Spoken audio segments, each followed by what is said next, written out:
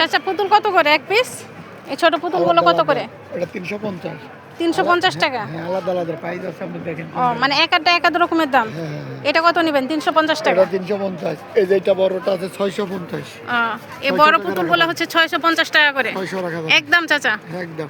আচ্ছা, এই যে দেখছেন বাবা মাশাআল্লাহ অনেক কিউট পুতুল। হ্যাঁ অনেক কিউট, যাদের বাচ্চা আছে তাদের জন্য ভালো। এইটা হলো 150 টাকা। এটা 150 টাকা। এই বড়টা হচ্ছে 250। আচ্ছা কোনটা কত দাম বলেন তো? আর এই যে এগুলোর দাম কত? এটা 350 টাকা।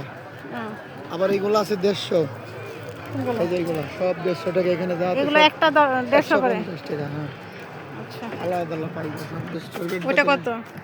এটা 600 টাকা। 650। এটা 600 টাকা। হ্যাঁ, 650 টাকা।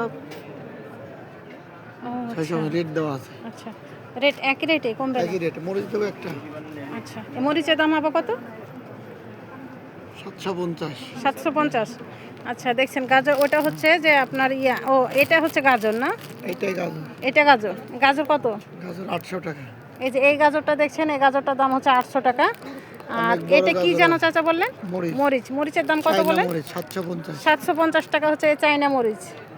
আর এটা হচ্ছে যে আপনার স্ট্রবেরি, এটার দাম কত বলেন? 650। আচ্ছা।